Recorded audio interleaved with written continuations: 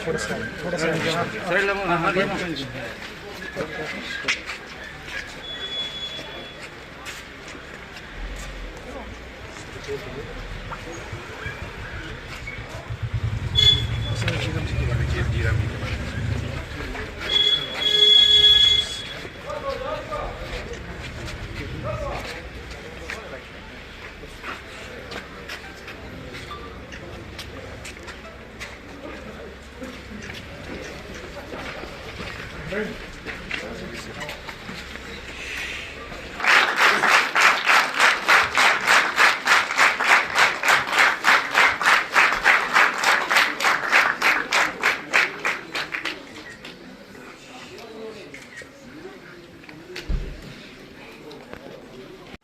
Central Bureau of Communication, Ministry of Information Broadcasting, Government of India, J&K, Ladakh region. इस programme का मकसद है कि वीबी जीराम जी जो एक्ट है ये क्या है और इसमें क्या क्या फायदे मिलते हैं और क्या चीजें हैं इसमें हमारे साथ और भी जो मेहमान बैठे हैं जिनमें वो एक्सपर्ट्स बुलाए हैं वो इस पे आपको रोशनी डालेंगे। अब मैं आपका ज्यादा टाइम न लेके मैं दावत देना चाहूँ।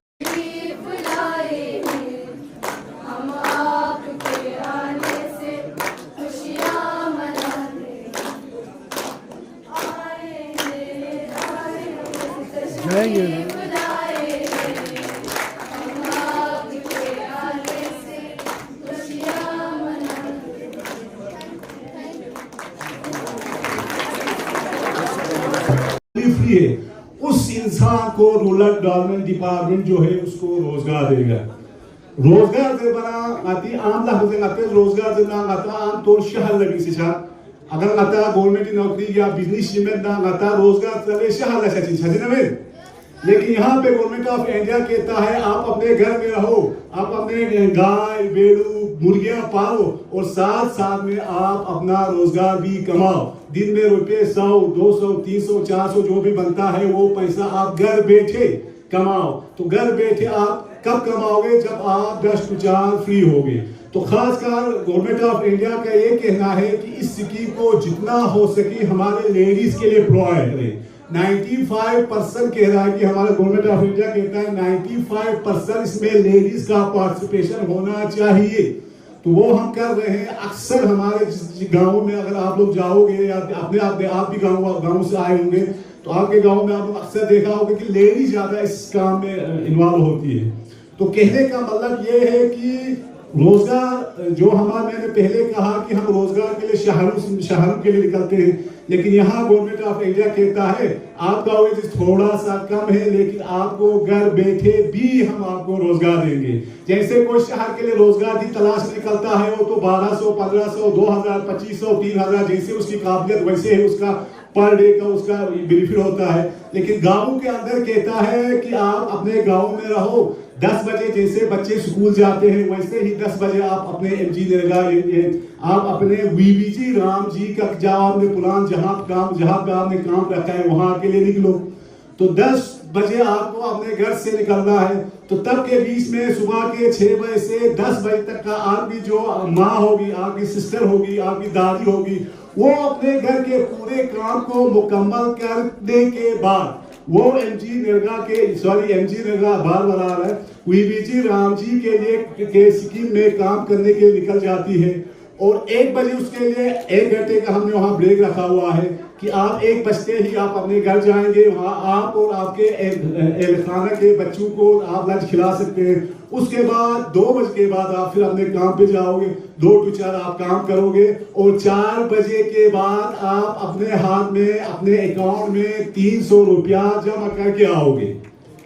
तो इसका मतलब ये है कहने का कि दिन का जो 300 रुपया हमारी माँ, हमारी बहन, हमारा भाई जो कमा रहा है पर डे में, तो गवर्नमेंट ऑफ इंडिया कहता है इनको इंडिपेंडेंट बनाओ। अगर हम इससे 20 साल एमजी नरेगा से पहले 20 से 25 साल पीछे अगर हम जाएंगे हमारे गांवों में, क्योंकि मैं खुद भी एक गांव से बिलोंग करता हूं, तो हमारे गांव में जो हमारी माँ बहनें थी, जब वो उसको अस्पताल आना है, जब उसको मार्केट के लिए सूट खरीदना है, कपड़े लाना है, तो वो मुनस्सिर थी अपने हस्बैंड पे कि मुझे सुबह सूट के लिए बाजार जाना है, मुझे रुपये 1000 चाहिए, 2000 चाहिए, 3000 चाहिए, यानी उसके अपनी जेब में कुछ होता नहीं, तो उस बेचारी को बैंक तक पता नहीं था, बैंक में अकाउंट खुलता है वो चीजें पता नहीं थी। लेकिन रूरल डेवलपमेंट डिपार्टमेंट ने जीरो बैलेंस पे हर गांव के हर एक कुंबे का, हर एक फर्द का हमने जीरो बैलेंस पे मुख्तलिफ बैंकों में हमने अकाउंट खोला है। और आज जो है वो अकाउंट में हमारा 7 डेज 15 डेज का वेज जब उनका हाजिर मुकम्मल हो जाता है तो डायरेक्ट उनके अकाउंट में पैसा आता है। तो आज वो माँ कहती है कि आज अपने हस्बैंड से वो ये नहीं कहती कि मुझे 1000 रुपया दो, 3000 दो, 2000 दो, कि मुझे सूट लाना है, दवाई लाना है, जूते लाना है। आज वो कहती है मेरे पास अपना एटीएम है, मेरे पास अपना अकाउंट है, उसमें मेरे पास 15,000 है, 20,000 है, यानी साल का हमारा 15 से 20,000 टोटल शायद बनता है। तो आज वो माँ जो है इंडिपेंडेंट है, फख्र से वो अपने लिए भी सूट लाती है, अपनी बच्ची के लिए भी सूट लेकर आती है, अपने बच्चों के लिए भी सूट लेकर आती है, और शाम को घर में गोश्त भी पका होता है, क्योंकि माँ बात आ गई है ना, दूसरा आदमी नहीं गया, क्योंकि माँ बात आ गई है। माँ तो सभी को पता है माँ क्या होती है, माँ खुद भूखी रहेगी लेकिन अपने बच्चों को खिलाएगी।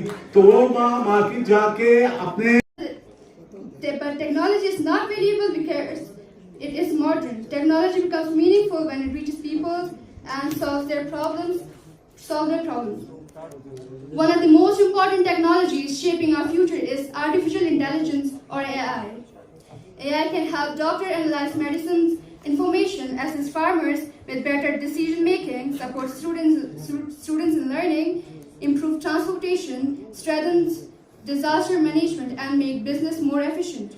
It can help us process enormous amount of information and discover solutions that would take humans much longer to find.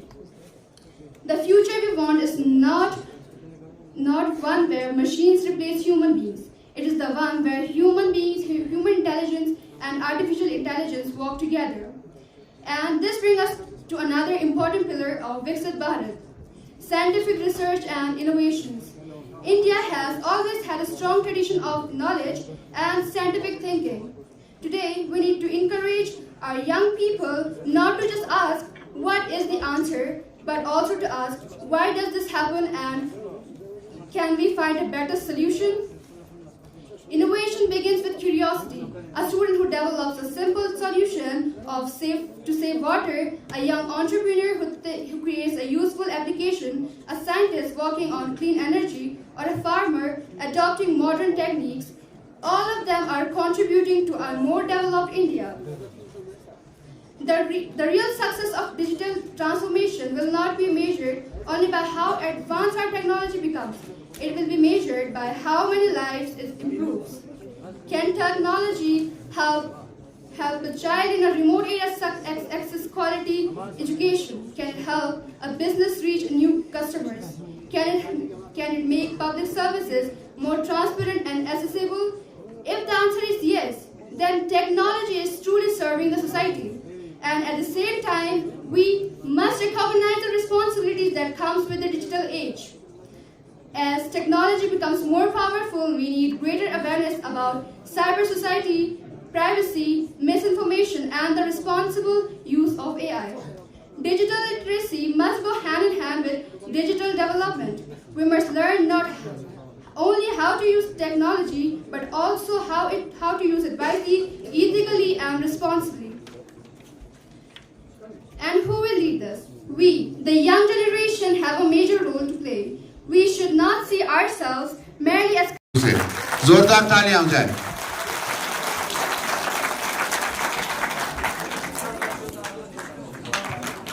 इसके बाद हमारे जो मैं गुजारिश करना चाहूंगा आमिर सर को कि एज एन एक्सपर्ट, इसके बाद एक और expert trophy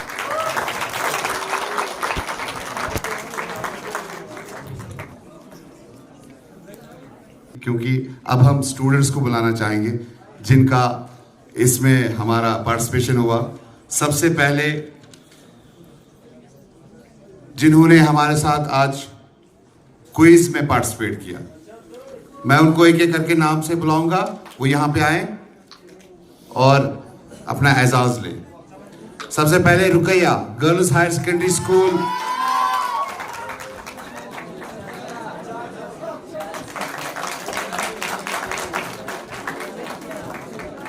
अक्षामल, higher secondary school Kargil.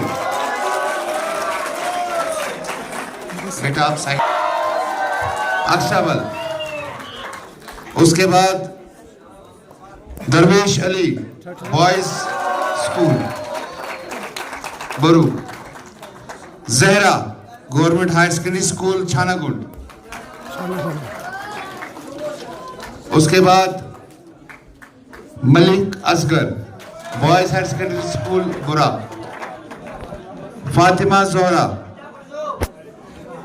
Higher secondary अक्षामल।